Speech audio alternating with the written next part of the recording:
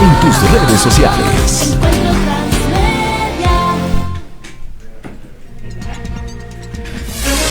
Las radioemisoras Encuentro, América y ACLO presentan el único camino para el desarrollo de la región es el diálogo. Diálogos urgentes. ¿Cómo saldremos de la pandemia? ¿Qué haremos ante tanta violencia contra las mujeres y la niñez? El transporte en mi barrio es un desastre. Encontremos soluciones para el bien común. Diálogos urgentes.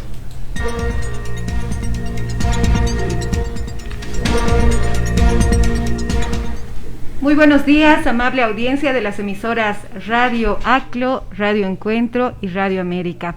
Bienvenidos y bienvenidas también a las y los usuarios que nos siguen a través de las plataformas digitales.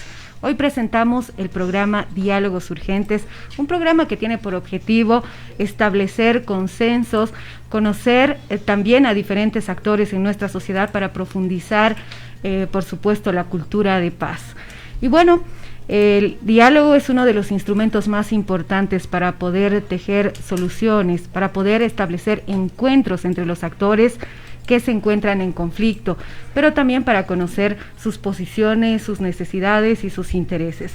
Y en nuestro municipio y departamento, en los próximos días se posicionarán a las nuevas autoridades electas, recientemente electas, y pues estas autoridades asumirán estos cargos importantes en medio de una crisis económica, política y social, en gran parte profundizada por la llegada de la pandemia y la crisis sanitaria. Es por eso que en esta oportunidad Diálogos Urgentes quiere proponer un diálogo franco y abierto entre tomadores de decisión y diferentes actores sociales. Es por eso que quiero saludar a esta hora de la mañana al doctor Enrique Leaño, alcalde electo en el municipio de Sucre. ¿Cómo está? Buenos días, bienvenido.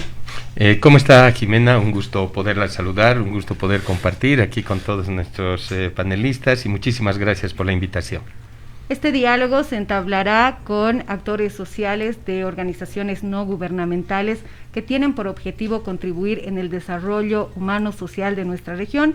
Quiero saludar a Janet Sánchez, directora del Centro Juana Azurduy.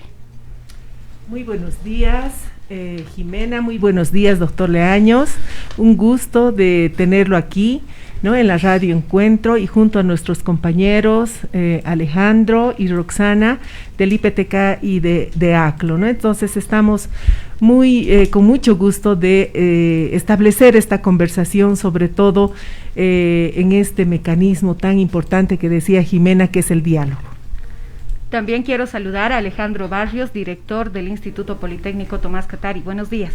Buenos días, Jimena, a ti, a la audiencia de las tres radios que hoy día estamos haciendo este espacio de diálogo. Saludar a las directoras de las instituciones y al doctor Leaño. También saludarlo y felicitarlo por el logro conseguido y ser nuestro alcalde electo de momento. También nos acompaña Roxana Dulón, directora de Fundación ACLO. ¿Cómo está, Roxana? Muy buenos días, Jimena, buenos días a todas las audiencias. Estamos triplicando, nuestras audiencias. Un gusto, doctor Leaño, que sea una bonita entrevista, un bonito diálogo. Gracias. Nuestros invitados e invitadas en esta jornada tendrán una amplia conversación sobre temas diferentes que tienen que ver con la gestión pública, el plan de gobierno, y la metodología que vamos a utilizar es la siguiente. Se plantearán 3 ejes temáticos, entre ellos el económico, el social y también, por supuesto, estará el político. Cada eje temático será abordado por los representantes de cada institución. Roxana Dulón estará a cargo del eje económico, Janet Sánchez del eje social y Alejandro Barrios del eje político. Estamos presentando Diálogos Urgentes. De regreso a la comunidad, buscando soluciones para el bien común. El eje económico es uno de los más relevantes en el contexto en el que estamos. Cedemos la palabra a Roxana Dulón. Roxana, adelante. Gracias, Jimena. Doctor, para comenzar el diálogo sobre este tema, la economía y todo lo que implica, viviendo una situación de crisis sanitaria que obviamente ha repercutido en crisis económica, pero además estando en una ciudad capital de un departamento que no siempre se ha caracterizado por su dinamismo económico. Para empezar, doctor, quisiera que nos pueda resumir las propuestas económicas que se va a impulsar desde el gobierno municipal. Claro que sí, Roxana. Mire, usted bien lo ha dicho, Sucre no es una ciudad que produzca algo o que transforme, no hay una materia prima que nos haga a nosotros generadores del recurso determinado o que transformemos algún recurso de materia prima a algo consumible. Es por eso que dentro de nuestro plan de gobierno nosotros hemos desarrollado 2 polos. Por supuesto son 4 líneas estratégicas, pero 2 son polos de desarrollo. En este caso el turismo y lo que es la salud, que para nosotros son importantes como polos de desarrollo y que van a hacer o van a mantener nuestra reactivación económica. El turismo es algo transversal a todo. Por darle un ejemplo, primero que nosotros tenemos la base para poder ser una ciudad turística. En realidad tenemos una amplia gama de lugares turísticos, muchos que son visitados y otros que falta todavía por explotar. Para darle un ejemplo, por ejemplo, Quilaquila, Maragua, Chaunaca, son lugares tan hermosos que nosotros no los explotamos porque no tenemos la vía carretera. E inclusive es muchísimo más cerca de que ir al valle. Algunos pueblitos están a 20 kilómetros, 24. Nuestras aguas termales creo que están a 35 kilómetros. Hay un proyecto ya para poder desarrollar, eso lo tenemos que encaminar con la gobernación, con el nivel central, para poder desarrollar esto. Pero ahí tenemos nosotros otras rutas turísticas. Está por supuesto Tomás Catari, el mausoleo está enterrado, tenemos nuestra ahí producen flores, rosas, nuestros hermosos claveles, una serie de situaciones que son unos valles hermosos que no los estamos explotando. Tenemos en la ciudad, la misma ciudad es arquitectónica, tenemos exquisitos lugares para poder visitar y bueno, toda una gama. Ahora bien, ¿por qué el turismo es transversal a todo? ¿Qué dice una persona que quiere visitar Sucre? Sucre es una ciudad turística, es una ciudad segura, por supuesto que nosotros la vamos a volver una ciudad segura a través de la incorporación de lo que es el BOL 110 a la policía y además la creación de escuelas de seguridad ciudadana. Es interesante las escuelas de seguridad ciudadana, nosotros hemos tenido 3 gestiones, hemos podido ver estas escuelas, las mismas se enseña a las juntas vecinales, a los padres de familia y participan también los niños porque estas escuelas de seguridad ciudadana se abocan a colegios, a juntas vecinales e instituciones. Y ahí, aunque era increíble, decían las señoras, decían, en la esquina de mi casa hay un señor que cada vez le pega a su esposa. Y ella no puede decir, y mire, como era entre la policía y la defensoría, podían acercarse ellos y preguntarle a la señora, y nos hemos ido dando cuenta de muchos detalles, que no solamente se trataban de agresiones, sino también que ellos mismos denunciaban, aquel chiquito parece que roba, o sea, a veces en especulación, pero como que ya daba indicios para una investigación. Entonces, es parte, las escuelas de seguridad ciudadana se convierten como que en los investigadores, pero así en la parte primicial. Y la tecnología que se tiene que incorporar, por supuesto, la seguridad ciudadana es corresponsabilidad de todos. Entonces, es un parámetro que nosotros debemos cumplir para poder hacer a Sucre una ciudad segura, para que el turista diga, voy a ir a Sucre. Sucre tiene conexiones con el interior y el exterior del país con vuelos directos. Lamentablemente no tenemos las mejores conexiones en la vía aérea. Por lo tanto, tenemos que hacer todas las gestiones para que nosotros podamos tener estas conexiones y no seamos solamente una ruta de paso o no puedan venir porque no hayan conexiones de vuelos. Es una ciudad limpia, ya los primeros días de mayo nosotros vamos a firmar un convenio con una empresa que es recicladora de basura. Nos decían a nosotros que primero, para que poder reciclar es imposible porque Sucre no genera la cantidad que se requiere. La planta más pequeñita recicla 700 toneladas por día, nosotros producimos 200 toneladas por día. Pero esta planta ya ha hecho el estudio, nosotros nos vamos a buscar basura de Yotala, de Yamparás, de otros lugares, pese a eso no llegamos a ni siquiera 250 toneladas por día. ¿Qué va a hacer la planta? Una vez que nosotros firmemos el convenio, en 6 meses vamos a cerrar el botadero de Lechuguillas. La planta se va a tardar en instalar 2 años, pero ese año y medio más de instalación es lo que va a hacer la empresa, es acopiar a través de un sistema de embalaje de deshidratación y al vacío. No vamos a generar lixiviados, no vamos a generar malos olores, estamos cuidando el medio ambiente, pero así de gran manera. Entonces, prácticamente vamos a tener la limpieza garantizada, Sucre limpia, Sucre ecológica, porque la primera semana de mayo también vamos a lanzar nosotros lo que es nuestra reforestación urbana. Y aparte, tenemos los proyectos con algunas ONGs, no recuerdo el nombre en este momento, que habla de forestación periurbana y rural, pero en este caso urbana, donde el plan lo vamos a presentar con nuestras juntas vecinales y todas las calles que no tengan árboles, vamos a poner a sembrar árboles que sean acordes a la arquitectura de lo que es esas infraestructuras, y en las avenidas, por supuesto, árboles grandes y demás. Inclusive, estamos hablando de ciruelo y damasco, que el clima de Sucre da excelentes, es excelente para esta fruta, para que se pueda generar. Entonces tenemos la parte ecológica para demostrar que no solamente es, por supuesto, las áreas turísticas. Tenemos hotelería, tenemos que potenciar la empresa privada, tenemos que impulsar a la empresa privada nosotros para que podamos generar que ellos tengan todos los ambientes adecuados para la demanda que se podría presentar, por supuesto, y otras situaciones más que se van a presentar. Por ejemplo, comida. Cuando viene un turista, va a ir a comer siempre a la calle. Nosotros, yo creo que tenemos la mejor comida del mundo, así mundial. O sea, es una comida, como decimos, riquísima, es una comida chalita la que tenemos, porque no hay ají en otro lado. O hay o no lo preparan como nosotros lo preparamos. Además, esa pureza que tenemos.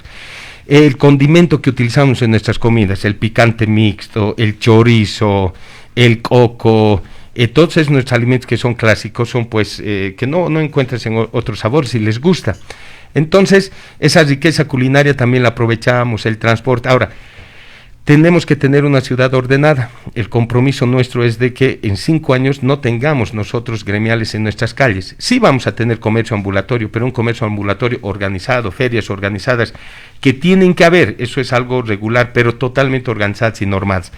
Pero nuestras calles liberadas, y para eso está el plan de los mercados consensuados y por supuesto funcionales. Entonces, por eso decimos que el turismo es transversal. Cuando alguien ve una ciudad, alguien venga y diga, es una ciudad limpia, ordenada, no existe congestión vehicular, no existe comercio que obstaculice las calles, hay para comer, hay seguridad ciudadana que le importa mucho al visitante, entonces siempre va a recomendar. Y ni que hablar ya de los lugares turísticos que tenemos. Nosotros, por ejemplo, el primer día o la primera semana vamos a relanzar el Palacete del Greo como una unidad turística de visita. No vamos a estar ahí con oficinas administrativas, las vamos a dejar, vamos a administrar desde otro lugar, para que ese lugar recupere el propósito por el que fue comprado, cumplir una función cultural. Entonces vamos a relanzar todas las actividades, o los grupos que quieran realizar actividades van a poder ir a hacer, va a estar abierto para que utilicen el patio, la parte posterior, que es un área verde hermosa, los scouts que a veces pedían permiso para ir a poder hacer sus actividades, absolutamente todo. Y los turistas van a estar con los guías, ¿no? Entonces, es parte de recuperar, es hermoso el Palacete del Greo, pero que ahora va a estar abierto para toda la población, sin oficinas administrativas. Entonces, por eso nosotros decimos, ¿y ahora en qué viene la salud para reactivar la economía? Hay una parte que nosotros le hemos denominado turismo en salud, pero ¿de qué se trata, digamos, o sea, como turismo en salud? Mire, nosotros vamos a adquirir, este plan era con la gobernación, pero ahora ojalá la gobernación se pueda sumar, si no lo vamos a hacer de forma independiente. Ahí, por darle un solo ejemplo, existen los equipos denominados de hemodinamia. ¿Qué hace este equipo? Mete un catéter por la parte de las ilíacas, por la pierna, llega al corazón cuando hay un pequeño trombo ahí obstruyendo, cuando hay un paro cardíaco, absorbe, se lo chupa y inmediatamente fluye la sangre y el paciente se estabiliza. No tenemos aquí eso, por eso tenemos que trasladarse a Cochabamba o a Santa Cruz a hacer ese tratamiento y en clínicas privadas. ¿Cuánto cuesta la intervención? $4,000, $8,000 y demás. Entonces, una vez que el paciente mejora, tiene que estar 4, 5, hasta 10 días internado, pero ya estabilizado, no hay ningún problema. Cuando viene un paciente, nosotros pensamos captar todo lo que es el sur, Tarija, Potosí, inclusive de Cochabamba, tal vez por el costo podríamos nosotros competir. Cuando vengan, siempre vienen con 2, 3 parientes, porque no vienen solos. ¿Qué hace el pariente? Pues no puede estar con él las 24 horas en el hospital, tiene 1 hora para visitar, otra hora. ¿Qué hace el resto del día? Entonces, como la afluencia de pacientes es harta y el familiar ya está tranquilo, está relajado por su familiar, ya está bien, ¿qué hace? Visito Sucre, voy a ver qué ofertas tiene. O sea, no ha venido exclusivamente para hacer turismo, pero como su familiar ya ha mejorado, entonces ya se empieza a relajar y va a visitar las huellas, va a caminar por la ciudad, demás. Se ha visto esto muchísimo en ciudades que tienen alta complejidad de resolución en salud, que sus familiares tienen un gran aporte en lo que es el turismo, porque han hecho encuestas y han visto cómo han trabajado. Entonces, y por supuesto, una ciudad tiene que estar muy bien en salud. El primer y segundo nivel se encarga, especialmente el primer nivel, de lo que es la promoción y prevención. Nosotros en primer nivel no nos vamos a dedicar a curar la enfermedad, sino a prevenir la enfermedad. Uno será esto del COVID, que ahora nos va a ocupar muchísimo, por supuesto, con esta tercera ola que posiblemente se presente y todo esto tenemos que tomar las acciones, pero en la rutina diaria evitar que las personas, por supuesto hay genes para la diabetes, ¿no? Pero podemos evitar con los hábitos saludables, evitar la hipertensión, evitar las insuficiencias renales. Les decimos, el 80% de los que consumen excesiva sal tienen tendencia a tener insuficiencia renal. Darles casos, enseñarles, promocionar, prevenir, para que se enferme la menor cantidad de gente. Si nosotros les agarramos ahí en esos niveles, vamos a evitar que los terceros niveles se estén congestionando, o sea, Santa Bárbara, Gastro, que tengan menos cantidad de afluencia de pacientes. Ese va a ser un marcador para nosotros de aquí a unos 4 o 5 años. Entonces, prácticamente, si hay una ciudad enferma, no nos sirvan solo tener plazas, parques, distribuidores, y no va a haber gente que lo va a disfrutar. Entonces es importante la salud, que por supuesto que nos podríamos extender muchísimo más con este tema, pero perdón por haber hablado tanto, pero más o menos es el medio de la reactivación económica, entre otras actividades, pagar las deudas que tiene la alcaldía para sanear y poder ver que las empresas que son acreedoras tienen que tener el dinero correspondiente, generar algunas fuentes laborales, captar los recursos. Ya nos hemos reunido con las Ministerio de Planificación, con otros ministerios, donde ya han comprometido algunos recursos para Sucre, especialmente, y entonces en eso hemos estado trabajando para poder reactivar nuestra economía. Muchas gracias. Mil disculpas por extendernos. Son varias preguntas también que ya las tenía anotadas y que creo que también la audiencia ya va teniendo sus respuestas. Quisiera hacer énfasis, doctor, en lo siguiente. Lo que usted nos plantea en turismo da la imagen de Sucre, una ciudad linda para visitar, pero también queremos escucharle de un Sucre lindo para vivir, un Sucre lindo para recibir. La economía informal, la economía de día a día, la ocupación de espacios públicos, que la tenemos, que forma gran parte de nuestra economía. Que con esa población, con ese sector, la economía informal tendiendo a la formalización, cómo alentarla, cómo incentivarla, cómo desincentivarla, ¿qué nos puede decir al respecto? Sí, justamente le había comentado sobre la construcción de mercados consensuados y mercados funcionales. ¿A qué nos referíamos nosotros? El comercio informal es algo que mantiene gran parte de la economía de nuestra ciudad. Bolivia en general debe ser el que tiene mayor porcentaje de comercio informal a nivel Latinoamérica, o sea, es la que se genera su propio recurso económico, son sus libera de verdad, no hay muchas instituciones, especialmente en Sucre, no hay muchas empresas y ellos generan su propia fuente laboral. Entonces, de ninguna manera tiene que ser eliminado, lo que tiene que ser es ordenado, reestructurado. Usted ha visto que casi son 35 cuadras a la redonda del mercado campesino que son ocupados y que no permite la viabilidad, por eso se obstruyen las calles y demás situaciones. Entonces, tenemos que hacer nosotros mercados funcionales, decimos, y consensuados, porque el mercado San Antonio se hizo sin consultar a los gremiales, a los vendedores informales, y resulta que no era funcional. ¿Por qué lo hacemos? Porque los arquitectos tienen una visión bajo normativas y demás. Eso se tiene que consensuar. Por decirle, si usted hace su casa y le pide al arquitecto, diseñémelo, él le va a dar un modelo. Pero usted, como va a habitar en esa casa, le dice, no, yo quiero tener, no sé, por una idea, 2 baños en un cuarto. No, pero eso es lo que no se puede. Al final yo voy a vivir y necesito 2 baños en mi cuarto. Y entonces eso se tiene que hacer. ¿Qué dicen los compañeritos gremiales, por ejemplo? Dicen, miren cómo es interesante escucharles. Dicen, lo primero que viene en mi caserito se compra verduritas, compra el perejil, compra la cebollita, de ahí pasa a las frutas y al último compra la papa, dice. Y de acuerdo a la distribución que se estaba haciendo en ese mercado, creo que la papa era arriba, algo así, cómo va a bajar por las gradas, ellos ya saben cuál es la ruta de sus caseros, empíricamente, y a eso nosotros, técnicamente, el arquitecto se tiene que acoplar para que pueda diseñar. A eso le llamamos nosotros consensuado y que sea funcional, tanto para los vendedores como para el comprador. Nosotros hemos hablado con ellos y les hemos dicho, si nosotros vamos a hacer estos mercados, no queremos tener dificultad con que ustedes tengan que irse ahí. Y como ya va a estar desde el inicio diseñado con ellos, hay un compromiso de que no vamos a tener mayor dificultad con que ellos se puedan ir.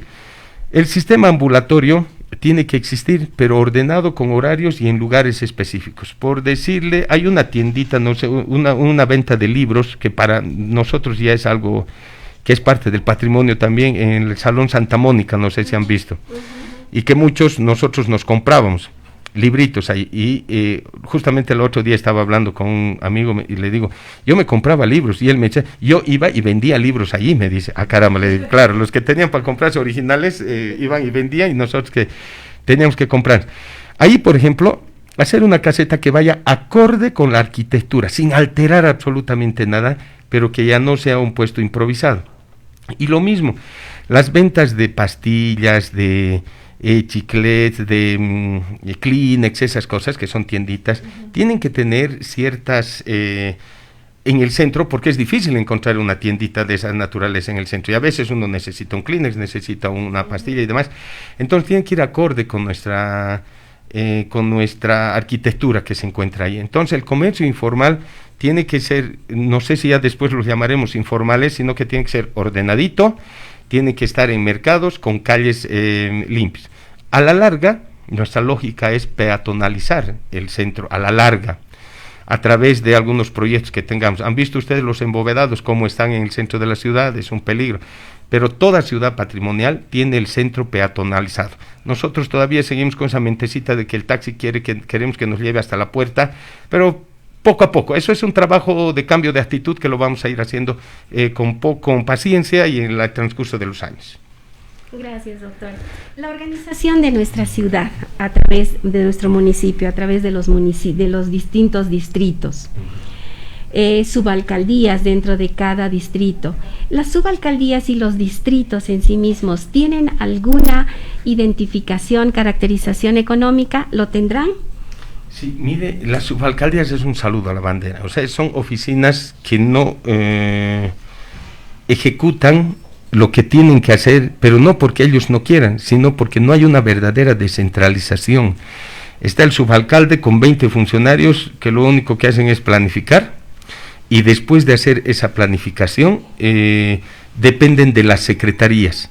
O sea, hacen su proyecto, mandan a la Secretaría de Planificación para que se los revise diseño, los de estudios y proyectos, después de eso mandan a otra secretaría, creo que pasa por 10 secretarías, y al final en cada una tarda un mes, póngase, ya es todo el año. Entonces, es una burocracia increíble, y en todos los aspectos, ¿no? Entonces, lo que nosotros este año no vamos a poder hacer, ya hemos visto administrativamente, pero el 2022 pretendemos hacer una verdadera descentralización de las subalcaldías, para que ellos puedan manejar, inclusive cada subalcaldía tenga su oficina de ingresos, que tengan sus oficinas de derecho propietario, que tenga descentralizadas las diferentes actividades del municipio, para que la subalcaldía asuma su rol y por lo menos pues que estén ubicados en su distrito. Mira lo más irónico de la vida, el distrito 6, 7 y 8 tiene sus oficinas ubicadas aquí en Sucre. O sea, no están ni en el Valle, no están ni en Chataquila. O sea, es una aberración lo que nosotros hemos podido ver. Ya hemos hablado con ellos, encantadísimos, por supuesto, en los comunales, porque además significa un polo de desarrollo también. Y el que quiera ser subalcalde, o al que elijan, tiene que vivir pues en la zona. Muchas veces eligen subalcaldes que viven aquí en Sucre. Entonces, ¿cómo ver las necesidades del día a día? En cambio, cuando están allá, se le va a cortar pues el agua, digamos, ese problema tenían donde está enterrado, en Quilaquila, ese problema tenían los comunarios, dice, a veces sale agua, a veces no sale agua, y el subalcalde, claro, como vive aquí en Sucre, le está valiendo pues lo que están viviendo sus pobladores, entonces él vive, tiene que vivir ahí para poder atender, entonces son más fluidas las necesidades, descentralizar, por ejemplo, están pidiendo cada vez, mándenos un tractorcito, no, que tenga su mini infraestructura ahí, mínimamente un tractor, una volqueta, una pala, para que ellos puedan hacer el mantenimiento de lo muy necesario. Entonces, está dentro de nuestros planes que las subalcaldías asuman su rol verdadero para que se llame verdadera subalcaldía y esté en sus distritos correspondientes, ¿no? Y con todas sus actividades, perdón. Gracias, doctor, por esa intervención. Cerramos este primer bloque y bueno, quiero aprovechar antes de invitar a la población que nos sigue también a través de las plataformas digitales que puedan enviar sus consultas, porque ustedes también son actores en este diálogo. La línea telefónica habilitada mediante mensajes es el 703-14-832. Pasamos al siguiente bloque. Estamos presentando Diálogos Urgentes. De regreso a la comunidad, buscando soluciones para el bien común.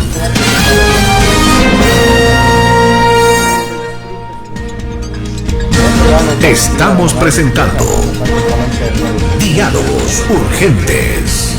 De regreso a la comunidad. Continuamos con este diálogo y junto al tema económico, por supuesto, el tema social tiene un espacio determinante. Es por eso que cedemos ahora la palabra a Janet Sánchez, directora del Centro Juana Zurduy. Bueno, doctor, creo que tan importante como decía Jimena, la parte económica, también la parte social, ¿no? Y sobre todo al empezar el diálogo, algo que nos convoca a todos y todas, ¿no? Que es vivir en una cultura de paz, ¿no? Y eso significa, pues, transitar por todo lo que significa la violencia, ¿no? Esa violencia estructural que nos hace tanto daño a hombres y a mujeres, pero que sobre todo oprime a las mujeres, ¿no? Entonces, no solamente a las mujeres, sino también a los más vulnerables, ¿no? Los niños, las niñas y las mujeres, ¿no? Doctor, ¿qué propone en su plan de gobierno? ¿Cómo va a enfrentar usted este flagelo de la humanidad? Mire, muchísimas gracias por consultarnos eso, que es muy, muy, muy sensible, es algo que vemos diario, años que vamos hablando de disminuir, pero creo, no sé cómo, ustedes deben manejar las estadísticas, no sé cómo nos ha ido, hemos disminuido, nos hemos estancado, hemos aumentado, pero aquí nosotros estamos con una lógica que de trabajar sin desmerecer y seguir trabajando con el resto de las actividades que se tienen, pero trabajar muchísimo en lo que es la prevención. Es como que nosotros, como le decíamos en salud, lo que queremos es atender menos enfermos. ¿Pero por qué? Porque hemos prevenido que se enfermen. Y lo mismo aquí en el tema de las agresiones que a los grupos vulnerables, como usted decía, incluyendo también las personas de la tercera edad, algunos hombres también que se encuentran en ese tipo de situaciones. Y lo que nosotros vamos a cuantificar, el trabajo que vamos a hacer es por la disminución de los casos de agresiones. A ver, nos explicamos un poco. Si nosotros computamos que hemos atendido 1000 casos en un año y logramos disminuir a 800 en un año, pero sin ocultar información, ¿verdad? Quiere decir que nuestro trabajo de prevención y promoción contra la violencia está dando resultado, porque no es que captemos mayor cantidad de casos, sancionemos, eso tiene que ir paralelo, eso de ninguna manera se tiene que descuidar, la sanción, seguimiento a los agresores, todo eso como se ha estado haciendo se tiene que hacer, pero tenemos que poner más énfasis en evitar las agresiones para que no tengamos consecuencias fatales. Esta última semana creo que ha sido de las peores, o estas últimas 2 semanas con los feminicidios, infanticidios. Y algo que le preguntaba yo el otro día a usted, Janet, era que ustedes tenían estadísticas, ¿cuáles son las causales para estas agresiones? Y mire, todos los feminicidios han sido cuestiones pasionales, al menos de acuerdo a los reportes que nos que dan las autoridades de las instancias correspondientes. Trabajar en eso, con un equipo de que el hombre lamentablemente es muy obsesivo. La mujer puede estar en la parte sentimental hablando, y esto en la parte psicológica y psiquiátrica, la mujer puede estar detrás de un hombre por cierto tiempo, se puede rogarle para que esté con él, pero toma una decisión y ahí muere. O sea, dice, hasta aquí rogué, hasta aquí caminé y aquí terminó y me alejo. Pero el hombre se obsesiona, lamentablemente, no, eso nos explica bien la parte psicológica y psiquiátrica, se obsesiona tanto que no puede permitir que la mujer pueda rehacer su vida o le somete para otras cosas, y ahí vienen todo este tipo de situaciones.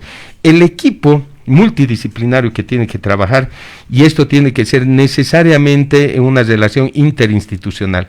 El municipio con sus instancias correspondientes no va a poder hacer nada si no trabaja con instituciones como las que tienen ustedes, como las Juanas, conjuntas vecinales, clubes de madres, la policía, instituciones en general como la universidad, la gobernación, que tenemos que tener la capacidad de poder conglomerar a todas estas instituciones para hacer algo en lo que se refiere, reiteramos, sin desmerecer todo el resto del trabajo que tiene que seguir haciéndose, pero tenemos que poner énfasis en la prevención. Tenemos que evitar, no tan, por supuesto, abocarnos a lo que es identificar, ayudar a las familias que están siendo agredidas, pero qué mejor si nosotros evitamos que esa familia tenga un agresor a través de diferentes mecanismos, que esa tarea les hemos dado justamente a nuestros expertos y expertas en el área, que identifiquen y vean. Si vamos a tratar de meter en la currícula del colegio, en la universidad, ¿de qué sirve a veces en el colegio les metemos no a la violencia y en la universidad cambian de pensamiento? En las instituciones, cuando damos charlas de no violencia, no sé, tenemos que intervenir de una manera más agresiva en la prevención. Eso está dentro de nuestros planes. Ahora bien, podemos tener los mejores proyectos del mundo, como alguna vez decíamos, pero si no tenemos el recurso humano adecuado, este proyecto no se va a ejecutar, porque quienes ejecutan son las personas, la persona capacitada, y para eso nosotros tenemos que tener las mejores mujeres y los mejores hombres trabajando en este sentido. Le comentaba también en la anterior ocasión, alguna vez se escuchó en una defensoría decir, después de que fue agredida la mujer, vaya nomás a su casa y si le pasa algo nos llama. O sea, se imagina semejante barbaridad. ¿Qué clase de funcionario puede hacer eso? Entendiendo que ellos se supone que son especialistas en este tema. Entonces, las personas ahí tienen que ser 24/7, o sea, tienen que trabajar 24 horas, 7 días a la semana, con total desprendimiento, pero protegerla a esa persona, estar con ella. Si tiene que ir a dormir con ella, tendrá que ir a dormir con ella, o si tenemos que llevarla a un centro de acogida, o tener que quedarse en el lugar. Eso es parte del trabajo que tenemos que hacer, sin horarios y realmente con mucho desprendimiento. Lo que queremos es evitar mayores abusos, y para eso hace mucho la gente y su compromiso, su vocación de servicio. Sí, doctor, muy de acuerdo, ¿no? Hay un problema también que no permite, ¿no?, una calidad de la atención, sobre todo en los servicios legales integrales y las defensorías de la niñez, ¿no? Y muchas veces también nosotras como institución nos hemos visto involucradas en esta situación, cuando por ejemplo en los meses, ¿no?, en los primeros meses del año, cuando se producen, digamos, ¿no?, hechos de violencia, o tal vez algunas veces se desaparece, ¿no?, una niña o un niño. Entonces resulta que la Defensoría de la Mujer, de la Defensoría de la Niñez o el SLIM, están prácticamente cerrados sin personal, ¿no? Eso significa que no hay una continuidad en la atención, ¿no? Que el personal que está en estos servicios, hay mucha rotación del personal, ¿no? Entonces usted ha visto cómo hacer más sostenibles y mejorar la calidad de los servicios de atención a víctimas de violencia. Sí, mire, está dentro de nuestro plan de gobierno el tema de lo que es la capacitación. Si bien puede haber voluntad, puede haber vocación, pero necesitamos tener una capacitación constante a estas personas. Y no solamente les capacita el municipio, porque hay instituciones que se encargan de capacitar también, porque trabajan en esas líneas de acción. Varias ONGs que trabajan y les van capacitando. Está capacitada la persona, está cumpliendo su trabajo, o le despedimos o le rotamos. O sea, estamos perdiendo un recurso humano capacitado y que nos ha tomado tiempo capacitarle, y lamentablemente le estamos cambiando. Viene otro y de nuevo hay que empezar ese ciclo. Entonces en eso nunca vamos a poder nosotros avanzar. Nosotros, tanto en el área de salud como en estas áreas sensibles de las defensorías, y en derecho propietario, que son 3 áreas identificadas, hemos tomado una decisión de poder generar ítems, especialmente en lo que es salud y lo que son las defensorías, para que haya personal estable, para que ese personal tenga 365 días del año seguridad laboral y que por supuesto goce de sus beneficios sociales. Hemos hecho un pequeño estudio, este año está re complicado por el tema de los recursos económicos, pero con la proyección de que el 2022 nosotros podamos generar, pero sí los contratos en estos sectores, salud, defensorías y en derecho propietario, no me acuerdo, hay un sector más identificado. Pero estos van a estar por lo menos con contrato hasta el 31 de diciembre y desde el 1 de enero. Ya tenemos esa experiencia. Lo mismo pasaba en alguna institución de salud que nosotros dirigíamos en algún momento, y venía la de recursos humanos y los abogados y decían, doctor, hay que hacerles nomás desde el 7 o desde el 14. ¿Y qué pasa con los 1, 2?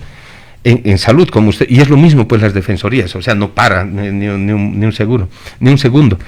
Entonces, ¿qué pasa? Van a venir nomás a trabajar, o sea, y las acciones que ellos van a hacer son legales.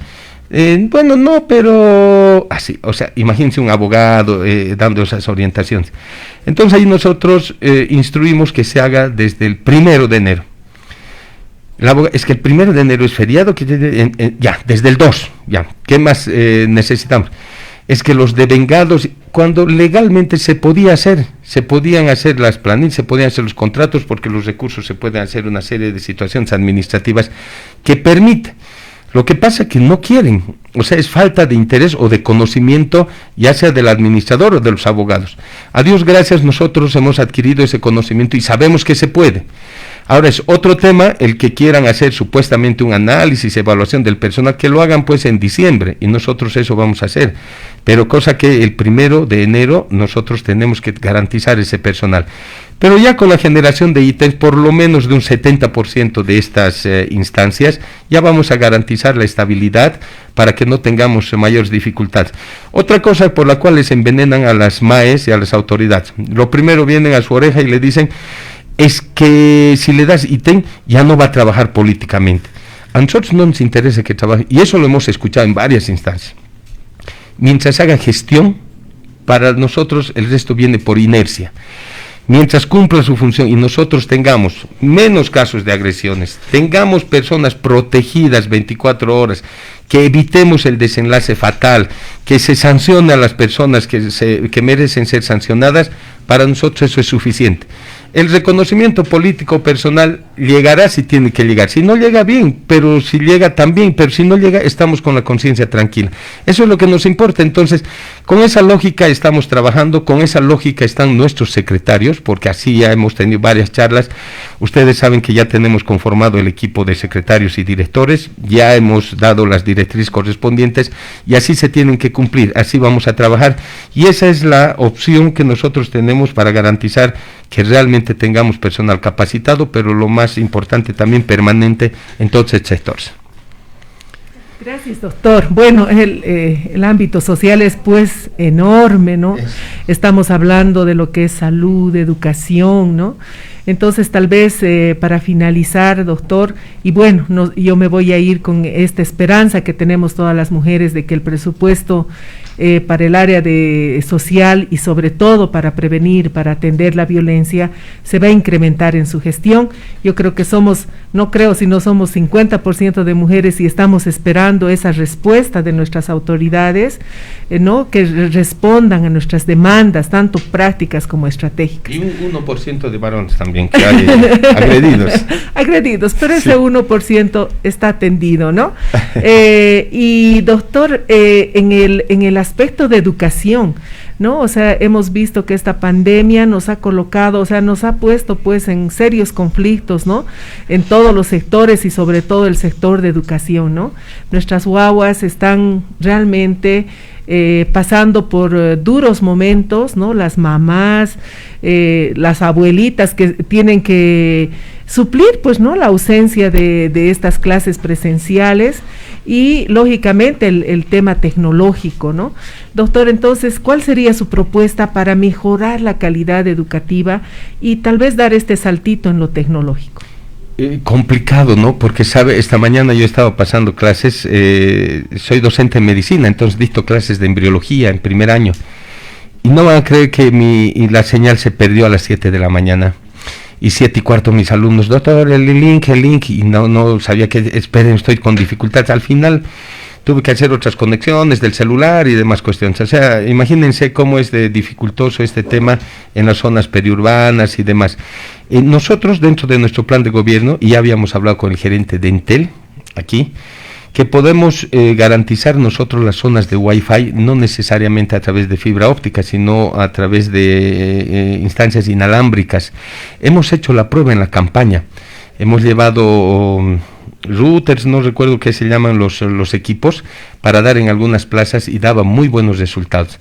Entonces, ya se ha adelantado esto con el gerente de Entel para que podamos hacer un convenio. Y si hay otras instancias como Tigo o Viva que quieran sumarse también a esto, porque los precios, por supuesto, tienen que ser precios sociales, no pueden darnos precios comerciales, nada, para poder ayudar.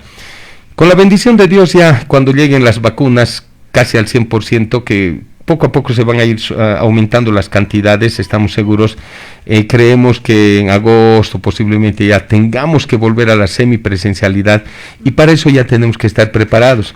Tenemos que tener instituciones y colegios adecuados para la nueva normalidad que nosotros decimos, porque si bien vamos a volver a una normalidad, pero esta va a ser con algunas variantes. Por ejemplo, el constante lavado de manos tiene que ser algo permanente, valga la redundancia, tenemos que lavarnos todo el tiempo, y para eso no necesitamos pues lavamanos en mayor cantidad, tanques de agua para que se puedan realizar esto, insumos de bioseguridad, para que, especialmente lavado de manos, ¿no? El hecho de ponernos nosotros los mamelucos o esos insumos que nos poníamos antes, ya se ha demostrado que son más contaminantes. En el momento de sacarnos esa ropa, es cuando nos contaminamos más. Entonces, ya no es un requisito, pero el barbijo y el lavado de manos, eso se va a mantener por muchísimo tiempo. Entonces, tenemos que readecuar, hacer los ingresos y salidas también para que no sean por los mismos lugares, haya mayor flujo y distanciamiento. Una serie de situaciones que debemos trabajar para la nueva normalidad y en todas las instituciones. Ahora, a veces somos medio diablo predicadores, ¿no? Porque decimos distanciamiento social y en el mercado estamos codo a codo, en los micros estamos codo a codo, o sea, en las instituciones lo mismo.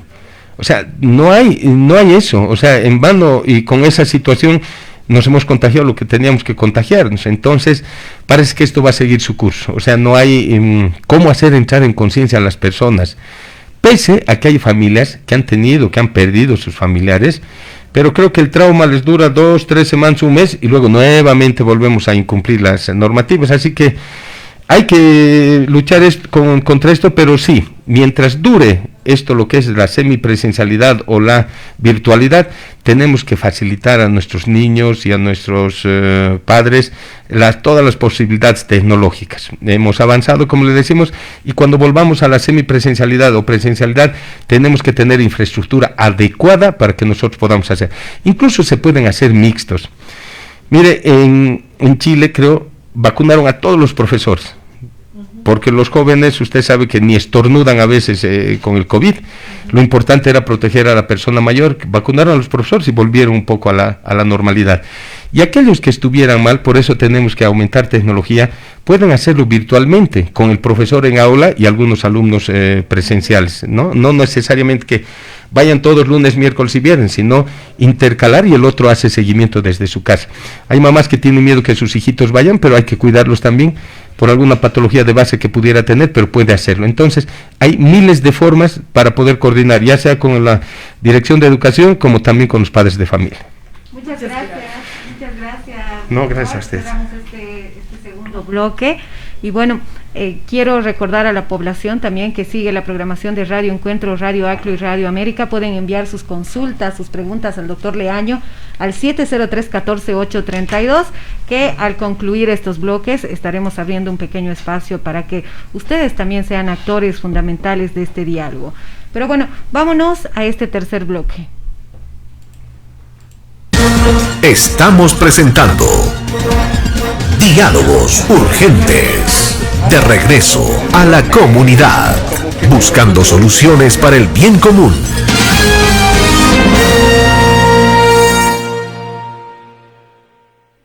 Tercer bloque. Nuestro país ha pasado por un periodo de conflictividad muy grande. Iniciar un proceso de pacificación serio, pues es una de las necesidades importantes. Pasamos al bloque político y cedemos la palabra a Alejandro Barrios. Adelante. Gracias, Jimena. Doctor, viene lo más fácil, lo político.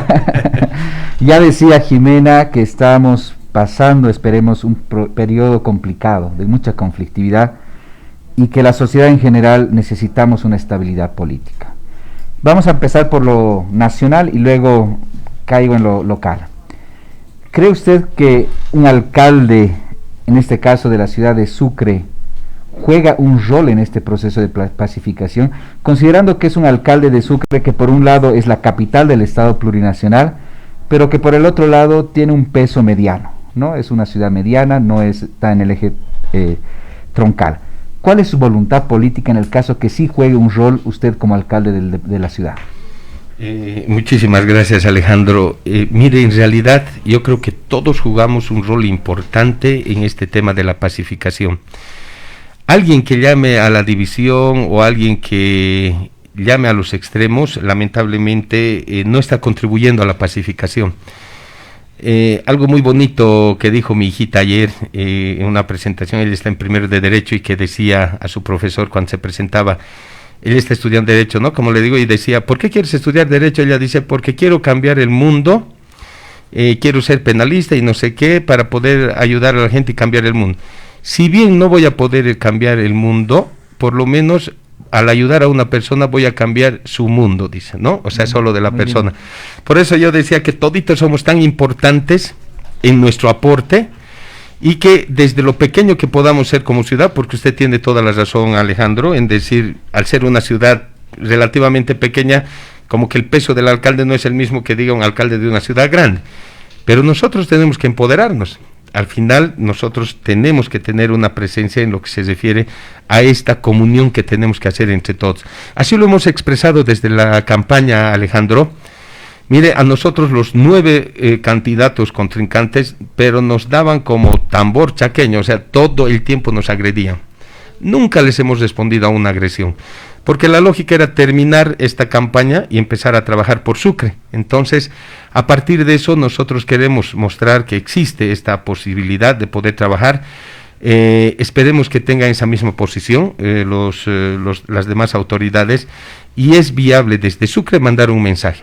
Aunque hay instancias bien enraizadas que ya adoptan una posición política, yo lo digo, no toda la iglesia, por ejemplo, católica, pero sí algunos lanzan mensajes de separación, cuando ya ponen una posición política y a partir de eso están indicando de que ellos mismos se muestran como opositores, cuando ellos deberían ser neutrales y llamar a la pacificación, unión.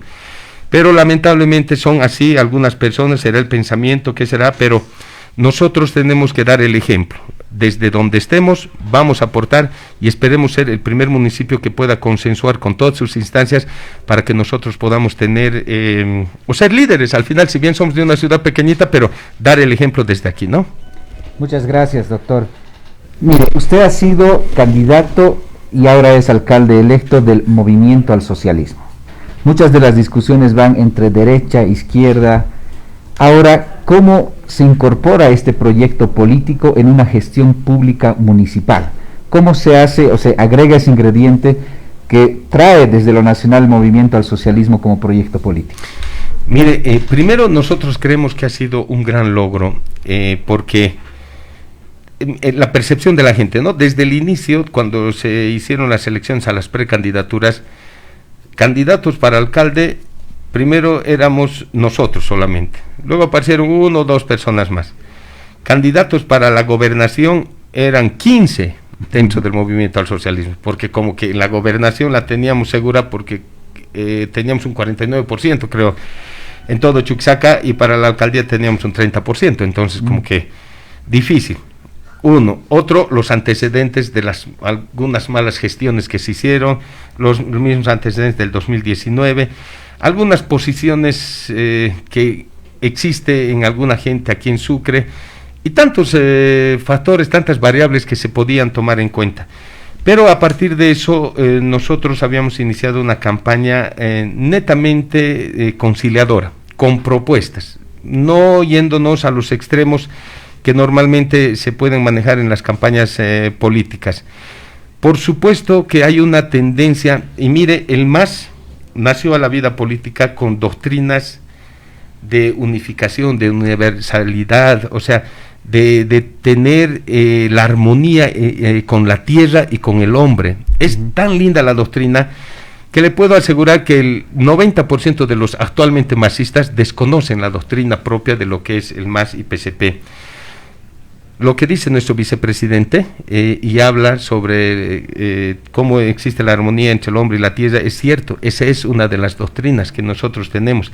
Y a partir de eso, entonces, se tiene que trabajar en ese sentido, de conciliación, de evitar que nosotros estemos separados. ¿De qué nos sirve pelearnos si igual vamos a vivir en Sucre?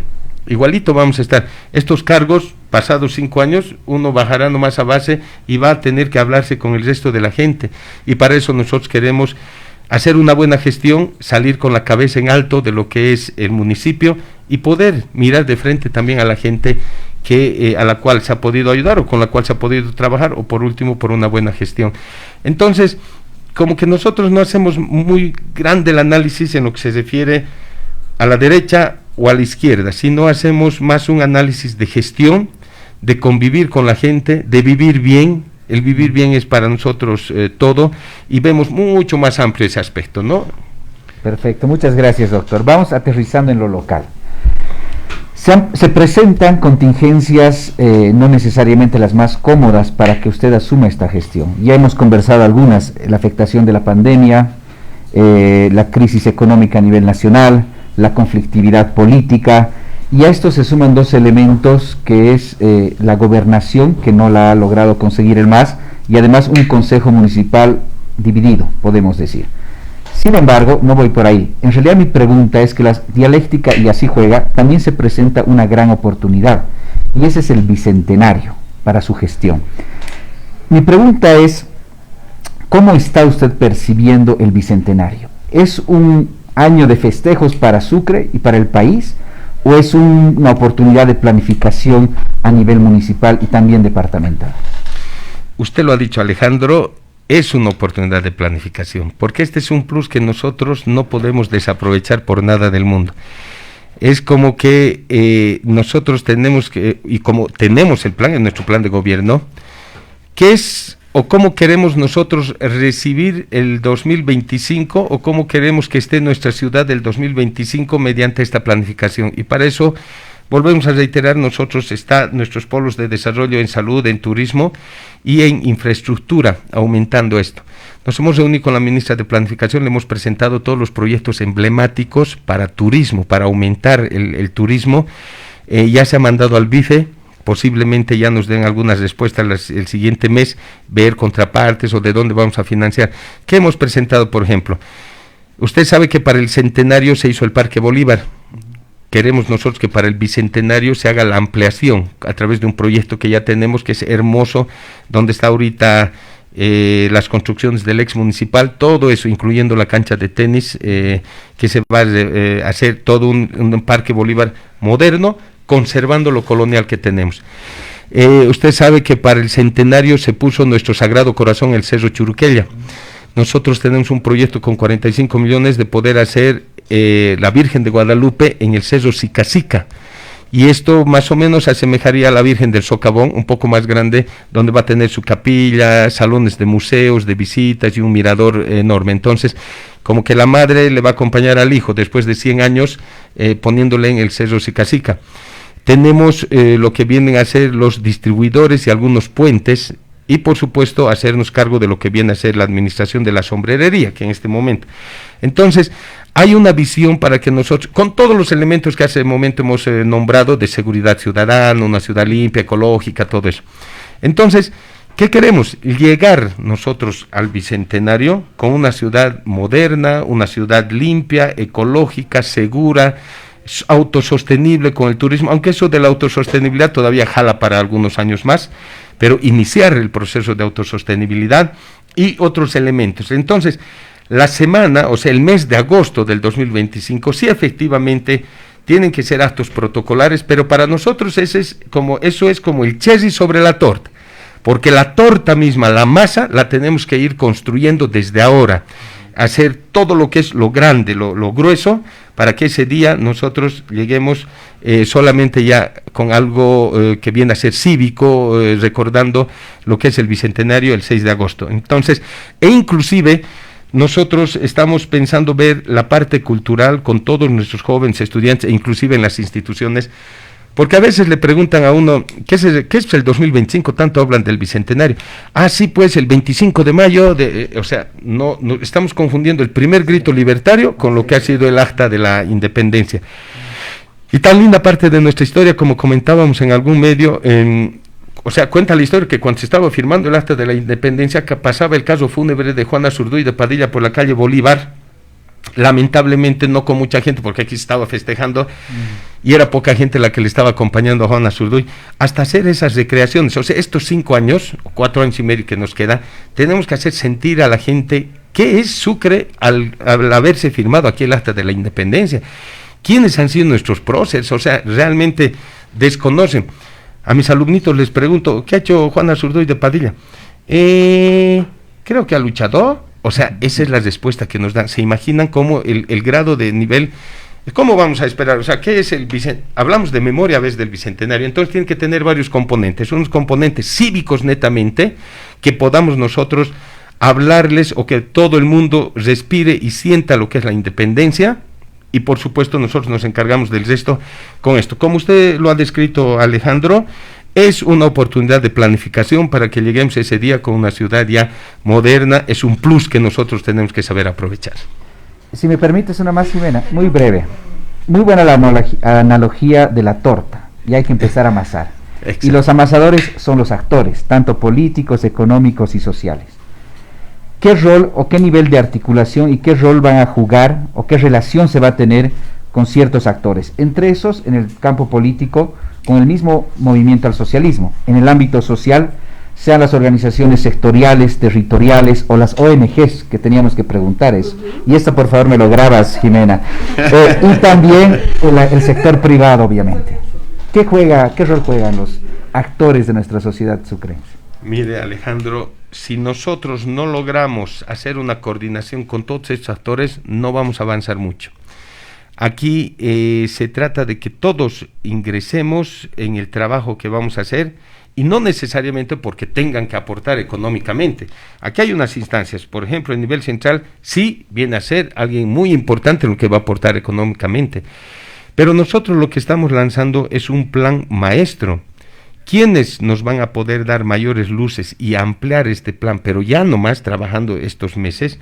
Son pues justamente los empresarios privados, las empresas públicas, que a veces no les tomamos en cuenta nuestras empresas públicas por el hecho de que son públicas, cuando se ha convocado por decirles, que son mixtas, así por decirle a El Apas, a CESA, a Chocolates para Ti, que viene a ser una empresa privada, pero a sus trabajadores para escuchar qué es lo que quieren, a nuestras juntas vecinales, y las ONGs dentro de sus líneas de trabajo, por supuesto que aportan en sus diferentes áreas. Justamente hemos tenido una reunión con el BID, con el Banco Interamericano, donde ellos dentro de sus planes de acciones tienen expertos para movilidad urbana, que ya estuvieron ayudando a Sucre. Pero ahora nuevamente hemos reencaminado eso y vamos a volver a hacer un estudio de movilidad urbana para ver las posibilidades de implementación de reestructuración de lo que es la movilidad urbana. Entonces, esas interacciones tienen que ser fundamentales. Si nosotros nos alejamos de uno de los sectores, ya nos vamos a quedar cojos. Y a medida que nos vayamos alejando de todos los sectores, nos vamos a quedar sin pies, por lo tanto, no vamos a poder avanzar. Es vital el relacionamiento que tengamos que tener con todos los actores sociales, incluyendo los que supuestamente pudieran ser de oposición, porque si escuchamos solamente a los que son afines, vamos a escuchar lo que queremos, o sea, solamente vamos a bailar al son que nos gusta, pero tenemos que escuchar también otras opiniones que nos van a permitir a nosotros diversificar las decisiones que vamos a poder tomar. Vital e importante. Sin eso, sin esa coordinación no se puede avanzar, Alejandro. Muchas gracias. Doctor, muchísimas gracias también a los panelistas que nos acompañan. Es momento de dar paso a otro de los actores fundamentales. Ustedes, amigas y amigos que nos siguen a través de la programación de Radio Encuentro, Radio América y Radio ACLO. En Diálogos Urgentes, la gente participa. Nos han llegado varias consultas a nuestra línea telefónica, hemos recibido también algunos mensajitos. Vamos a aprovechar de leer 3, voy a pedir por favor a controles que nos puedan poner en pantallas. Vamos a hacer 3 consultas, doctor, y usted responde posteriormente a esto. Muy bien. Dice, buenos días, quiero aprovechar de saludar a los participantes y qué bueno que podamos también hablar con el alcalde. Quiero consultarle al doctor qué hará para evitar la corrupción en la alcaldía. En los pasados gobiernos había y todo era secreto a voces, pero sabíamos lo que pasaba. Ya no queremos que eso pase en la alcaldía. Una segunda pregunta nos dice, para el doctor Leaño, las trabajadoras del hogar estamos desprotegidas, somos mamás con hartos hijos y sin trabajo. Necesitamos ayuda para salir adelante, somos olvidadas siempre. Y otra consulta también que nos ha llegado en este caso, un señor con discapacidad, nos dice que había ido a la oficina de control urbano para solicitar requisitos en el tema de desastres naturales y que es muy difícil cumplir con todo. Me imagino que tiene que ver específicamente con simplificar algunos temas burocráticos dentro de la alcaldía. Doctor, adelante con las respuestas. Muchísimas gracias, Jimena. Mire, el tema de corrupción es algo con lo cual se tiene que luchar y trabajar, pero amplia y fuertemente. Es cuestión de principios, de moral y de ética para que se evite esta situación. Pueden poner los mejores mecanismos, pero si la persona tiene esa mentalidad corrupta o no tiene esos principios éticos y morales, siempre va a buscar torcer de alguna manera la ley. Por eso es que nosotros tenemos que tener las mejores personas trabajando en estas instancias. Ahora bien, ¿qué es lo que les ha ido provocando o qué ha ido provocando tantos hechos de corrupción? Hay una excesiva burocratización en la alcaldía, por decirle, de una instancia para aprobar un proyecto. Nace del proyectista, luego pasa a una instancia X, que ahí dan como que un visto bueno, pasa jurídica de una secretaría, luego pasa jurídica de la parte legal misma como dirección jurídica, luego pasa a otra parte jurídica más que depende del despacho municipal. O sea, son 3 jurídicas al margen de la parte técnica. El primer jurídico hace una observación o deja pasar. El segundo no, que hay alguna observación que entre abogados, no sé, donde hay abogados nunca hay donde hay 2 abogados lamentablemente nunca he escuchado una sola opinión, siempre hay 3, 4, 5 opiniones, por supuesto con todo el respeto que se merecen nuestros profesionales, es increíble escucharles, pero entonces, ¿qué hay que hacer? Hay que simplificar la burocracia. Si nosotros tenemos una instancia que empiece a licitar, adjudicar y ejecutar, por supuesto, ellos serán los responsables. Será fácil identificar quién ha cometido y en qué lugar se ha cometido algún acto de corrupción. Y el tema de la digitalización, que también va a ayudar muchísimo. ¿Qué se pretende? Nosotros todas las acciones pretendemos subirlos a través de nuestras páginas que se van a crear para que sean de conocimiento de toda la gente. ¿Quién se ha adjudicado? ¿Por qué monto? ¿Cómo? Pese a que está en el SICOES, por supuesto, pero a veces la gente no tiene el conocimiento de poder acceder. Nosotros queremos hacer algo sencillo. Como siempre les decimos, algo, a mí explícame como un niño de 3 años, le digo, ¿no? Porque viene un arquitecto a ver que el talud se ha desviado y que la pendiente así. ¿Qué es talud? Le digo. Entonces me empieza a explicar, y es lo que el común de la gente no entiende.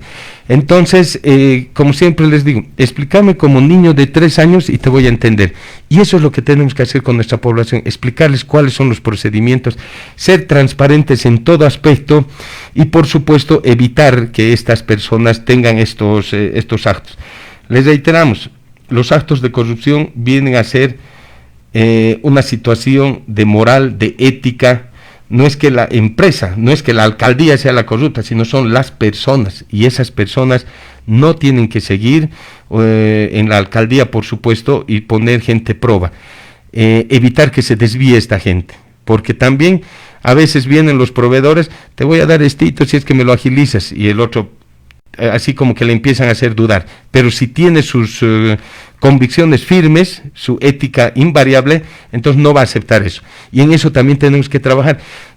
A veces queremos poner solamente la parte administrativa, cuidar que estos filtros, que el otro y demás, y nos olvidamos de la parte psicológica y moral de la gente, o sea, darle los ejemplos de que no debe aceptar, que debe ser honesto. Entonces hay que trabajar también la parte psicológica del recurso humano. No nos vamos a descuidar de la parte psicológica del recurso humano para poderle centrar que tiene que ser una persona honesta y transparente, y por el otro lado hacer la parte administrativa para evitar la burocracia y eliminar estos filtros para evitar la corrupción. En el tema de las trabajadoras del hogar, doctor. Sí, pues aquí me anoté, mire, me estaba olvidando. Es complicado el tema porque, mire, no muchas, o la mayoría de las trabajadoras del hogar no tienen contratos, concilian sus sueldos con los empleadores, no tienen beneficios, y algunos sí tienen seguro y otros no. Entonces no desconozco si tenemos algún censo al respecto de cuál es la situación exactamente, pero en todo lo que tengamos que intervenir nosotros como instancia y dentro de nuestras competencias, siempre hay que tratar de buscar que se cumplan los derechos laborales, especialmente dentro de las competencias, como les decimos, o ser gestores para que las instancias correspondientes puedan trabajar y proteger también a estas personas, orientarles. Y a veces resulta que cuando piden mucho sus derechos, los empleadores prefieren no tener una trabajadora del hogar, o definitivamente cuando está queriendo exigir sus derechos, la despiden, y eso también hay que generar una conciencia en la gente de que si somos empleadores tenemos que cumplir nomás con nuestras obligaciones. Necesitamos hacer eso, y también es cuestión de actitud. Se dan cuenta que casi todas las acciones, y es de lo que menos nos preocupamos, de la actitud de la gente, de la mente, del pensamiento de la gente. No tenemos proyectos en ese aspecto de poder cambiar esa mentalidad. Hay que trabajar en varios aspectos. El tema de discapacidad, ayer nos reuníamos unos segunditos con el presidente, el ejecutivo de las personas con capacidades diferentes, y él nos decía: a ver, el otro día mi compañero quería ir al baño en silla de ruedas, si tiene parálisis, no hay un solo baño adecuado para discapacitados. O sea, ¿qué voy a hacer? Dice, o sea, tiene que poner, cada que sale, tiene que ponerse un pañal noche, porque es el único que le puede proteger, pues no puede ir al baño. O sea, si va a tardar unas horas en la calle. Hay que ponerse en la situación de esas personas, hay que modificar muchas, vamos a empezar con las instancias municipales, para que adecuar los baños, los ingresos, y no solamente para las personas con discapacidades motoras, sino también visuales, auditivas, porque no tenemos. Lo que pasa que uno siente recién cuando ve a alguien cercano con esa discapacidad. Mientras no tengamos a alguien cercano, como que no sentimos y nos volvemos insensibles. Entonces hay que ser más sensibles y solidarios con todos nuestros hermanos que habitan en Sucre, por más que sea uno. Pero para ese uno hay que pues adecuárselo los medios, no porque sea uno nosotros vamos a sentir a Dios gracias que nosotros gozamos de todos los sentidos, nosotros podemos desenvolvernos, pero no así todas las personas. Entonces la solidaridad es algo importante, y con la bendición de Dios vamos a lograr nosotros hacer este trabajo. Muchísimas gracias, doctor, y a las personas también que han enviado sus mensajes para poder participar de este diálogo. Para cerrar, tengo entendido... Solamente un comentario así chiquitito, para el bicentenario municipio de Sucre inclusivo también, doctor. Mire, en nuestro plan de gobierno, se ha leído usted, Janet, dice en desarrollo social, y siempre hemos aumentado la palabra de inclusivo. Salud para todos inclusiva, hemos aumentado ese término porque era vital e importante para nosotros poder hacerlo esto algo transversal para todas las actividades que tenemos. Va a ser así, Janet. Muchísimas gracias. Realmente el diálogo es una de las formas ineludibles de promover el desarrollo regional, y Radio Encuentro, Radio América y Radio ACLO abrieron sus micrófonos y sus plataformas para poder lograrlo. Doctor Enrique Leaño, muchísimas gracias por acompañarnos en esta oportunidad y esperemos que sea la primera y hay una segunda para poder evaluar estos compromisos y bueno, estas propuestas que se han planteado en esta jornada. Gracias. Gracias, muchas gracias, Jimena. También quiero despedir Perdón, Jimena, pensé que estaba cerrando su programa. Mil disculpas, de verdad. No, nosotros somos los agradecidos, Jimena, gracias a la radio, a las 3 radios por dar la oportunidad. Como usted dice, ha sido la primera entrevista. No se olviden, por favor, de nosotros, que nosotros consideramos que la radio sigue siendo el principal medio de poder llegar a la población y la mejor forma en que nosotros podamos tener contacto con nuestra población. Gracias a todos los participantes por haberse hecho las preguntas. Nos hemos excedido, creo, con algunos tiempos, pero de verdad es la única forma en la que podemos llegar a nuestra población. Mil gracias absolutamente a todos. Muchísimas gracias, Alejandro, también por acompañarnos. Gracias, doctor. Gracias a Janet, a Roxana. Mucho éxito, doctor. Muchas gracias. Muchísimas gracias, Janet. Bueno, muchas gracias, doctor, ¿no? Y gracias también a Alejandro y a Roxana por acompañarnos y por escucharnos a toda la audiencia de nuestras radios. Muchísimas gracias por acompañarnos, Roxana.